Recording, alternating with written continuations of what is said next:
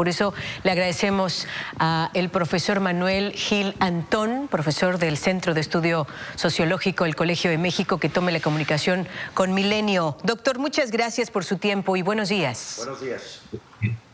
Muy buenos días. Primero, preguntarle a usted la parte central de este nuevo modelo educativo, porque consideramos que lo importante para que nuestra audiencia tenga una idea clara, pues es que tenga mayor información del contenido. Y si usted en su expertise nos explica este nuevo modelo educativo, se habla de modelo educativo por proyecto. ¿Qué significa esto? Si usted nos explica y partimos de ahí, si es tan amable. Con todo gusto. Muchas gracias, Tania. Creo que eso es central, la pregunta que haces. En inicios del 2022 se publicó el nuevo modelo curricular, hubo varias versiones, y, digamos, México, las autoridades educativas en el país han decidido que a partir del 28 de agosto, en lugar de continuar con los planes y programas de estudio que se basaban en distinguir de manera aislada a las disciplinas, es decir, una clase de español, una clase de biología, una clase de civismo, una clase de, cada una de ellas seriada e independiente, y vamos a pasar a una de las modalidades de lo que se llama la educación activa. Es decir, no se va a aprender por asignaturas, sino por proyectos, por problemas, atendiendo el grupo escolar coordinado por el profesor o la profesora, por ejemplo, un tema que interese a las niñas, los niños y los adolescentes. Pongamos por caso la pobreza en el mundo, o el cambio climático, o cualquier tema que sea de su interés, incluso, digamos, el crecimiento de las plantas, lo que sea, ¿no? Se ha probado en el mundo que, porque esta metodología, si nos vamos lejos, tiene 25 siglos, cuando Sócrates decía que la mejor manera de aprender era lo que él llamaba la mayéutica, una especie de hacer parir en la persona que quería aprender su saber interno y con ello encontrar soluciones, o hace 100 años que un discípulo de John Dewey, un gran pedagogo, llamó así aprendizaje por proyectos. La idea es que si se toma, por ejemplo, el tema del hambre, por decir uno, ¿no? Se puede tomar cualquiera. Si decimos, a ver, el hambre en el mundo tiene, hay muchísima más hambre en tal y tal sitio del planeta. Entra geografía. Son tantos millones de personas los que tienen, si quieren, nos vamos a México, que ya dieron los resultados del Ceneval, ¿no? México tiene ahora 5 millones menos de pobres. Ok. La cantidad, 5 millones, reducida de X millones que había antes, proporcionalmente cuánto bajó. Entra la matemática, digamos, si es el nivel acordado correcto para que los niños hagan esas operaciones, o las niñas.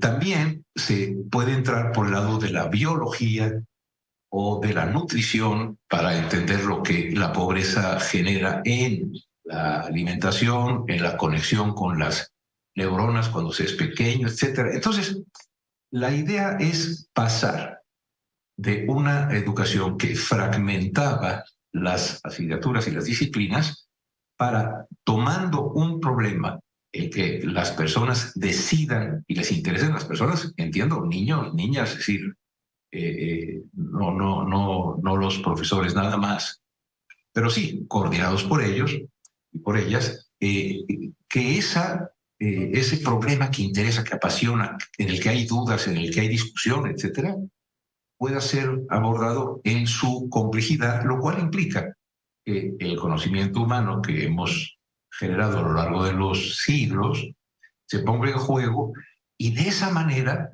lo que antes se hacía, por ejemplo, en aritmética, empezando por X tema y así consecutivamente, se van a ir incorporando en el aprendizaje de las niñas y de los niños y de los adolescentes por la vía del impacto que tienen en el problema o en el proyecto que quieren realizar.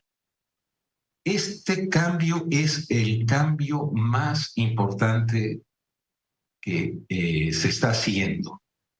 Si no entendemos que sobre él viene toda la cuestión de los libros, etcétera, entonces perdemos de vista por qué pasamos de tener un libro de matemáticas de 200 páginas a tener, pues a lo mejor 10 páginas que se dedican a la matemática en las distintas secuencias de problemas o proyectos que se proponen en un libro de nuestros saberes o nuestros lenguajes. Pasar a una educación activa afirma, digamos, se puede ver desde Jean Piaget, desde Freire, Freinet. Estoy mencionando algunas de las personas. Yo soy sociólogo, no soy pedagogo, pero me han enseñado eso mis colegas pedagogos. La señora Montessori, etcétera, hace que entonces el aprendizaje sea significativo.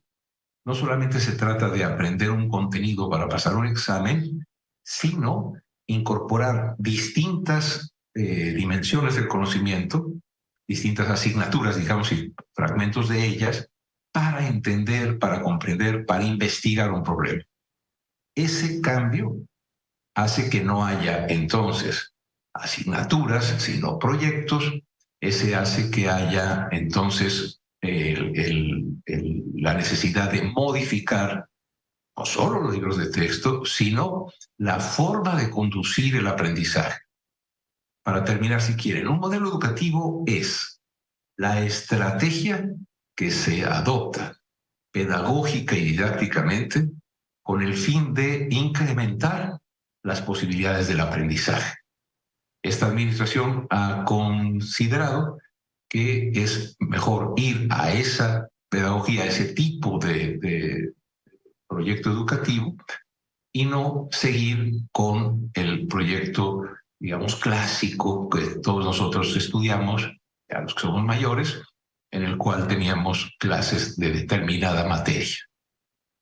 Doctor, entonces, estos proyectos donde los alumnos trabajan en equipo, investigan, resuelven problemas, ¿sí cubre todas las materias y lo que aprendimos nosotros en nuestro tiempo, por ejemplo, de matemáticas y español, que se han quejado los padres de familia? ¿Dónde está matemáticas? ¿Dónde está español? ¿Cómo van a aprender? Y segundo, doctor, se necesita muchísima capacitación para los maestros y aparte la participación activa de los padres de familia también. Sí, muy buenas preguntas, Luis Carlos, mucho gusto saludarte. Voy a hablar en dos niveles. El nivel teórico, o sea, lo que debería ocurrir dado este cambio en el modelo, y lo que creo que es lo que está, digamos, lo que está sucediendo ahora. Teóricamente, es decir, el modelo nuevo tendría que asegurar a los padres, madres de familia, a la sociedad en su conjunto, a todos los ciudadanos interesados en la educación, que deberíamos de ser todos, que el antiguo contenido y las antiguas conceptos, operaciones, definiciones, la comprensión, por ejemplo, de la matemática, todo lo que estaba antes, hecho una secuencia continua, si pasas esto, pasas a, digamos, cuentas, sumas, restas, de todo eso, que todo ello va a estar integrado a través de que gradualmente en los proyectos se vaya, como en el caso de si fuese una asignatura, vaya siendo consecutivamente incluido en los proyectos específicos. Si no, el conocimiento aritmético, el conocimiento geográfico, el conocimiento de la anatomía, de la biología o de física, de lo que ustedes quieran, quedaría incompleto y lejos de mejorar el aprendizaje, se podría dañar el aprendizaje, que de por sí en nuestro país es un aprendizaje que tiene serias deficiencias. Digamos, el modelo anterior por asignaturas, si confiamos algo en los resultados de PISA, no porque hubiese libro de matemáticas, de español, etcétera, era exitoso, porque en las pruebas de PISA, por ejemplo, nunca en las pruebas que se hicieron, más del 5% de los alumnos y de las alumnas de 15 años que ya habían estudiado bien 9 años completos porque estaban en primero de prepa o 8 y estaban en tercero de secundaria cuando los tomase a 15 años la prueba, nunca más del 5% de nuestros estudiantes lograba lo que se esperaría que se lograse. Y una inmensa mayoría, después de 9 años de estudiar por asignaturas, pues, para decirlo así, en el modelo tradicional, pues la mayoría no podía hacer una multiplicación con 2 dígitos. Es decir, y en español, muy poquitos lograban tener una lectura de comprensión después de 9 años de escuela, ¿no? Y la gran mayoría tenía dificultades para entender un texto sencillo, un recado casi. Entonces, el trabajo con este nuevo sistema implica, como dices muy bien, Luis Carlos, una enorme capacitación, una modificación de la actividad del docente en el aula, de los docentes en la escuela y de la escuela en relación con el medio que la rodea, ya sea una comunidad tradicional o una comunidad o una sociedad urbana, ¿no?